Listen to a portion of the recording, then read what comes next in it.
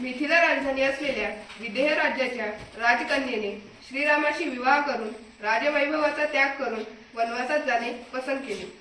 एके दिवशी श्रीराम आणि सीता वनात बसले असताना त्यांना एक अतिव सुंदर हरिण दिसले आणि सीता म्हणाली, तोडिता फुले मी सहज पाहिला जाता, तोडिता फुले मी सहज पाहिला जाता, मज आणून द्या तो हरिण अयोध्यानाथा, मज आणून द्या तो हरिण अयोध्यानाथा. श्रीराम म्हणाले, ही नक्कीच काहीतरी माया दिसते. सीते, तू येथे थांब, मी नक्की काय आहे ते बघून येतो. त्यानंतर श्रीरामाने त्या सुवर्णमृगाचा पाठलाग करायला सुरुवात केली. हरिण क्षणात दिसे, क्षणात नाहीसे होईल. जणू ते श्रीरामांना खेळवीत होते.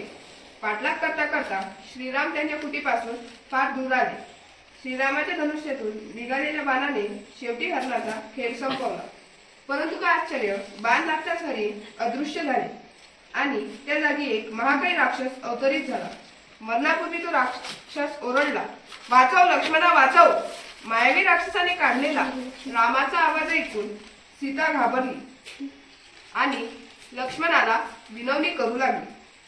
लक्ष्मणा संकटात रघुवीर, लक्ष्मणा संकटात रघुवीर, ऐकुनी त्यांचा पार्थ स्वर तो कसा धरावा धीर, लक्ष्मणा संकटात रघुवीर.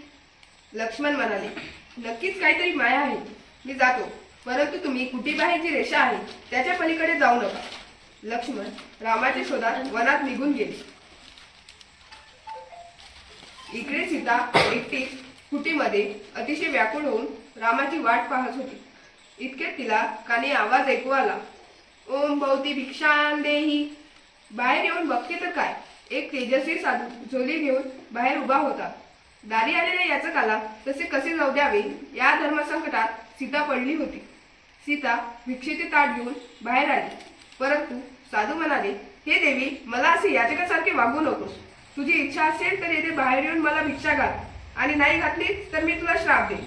सीता म्हणाली, याचका थांबू नको दारात, याचका थांबू नको दारात, धननिळाची मूर्त विजमी नकोस जाडू हात, याचका थांबू नको दारात.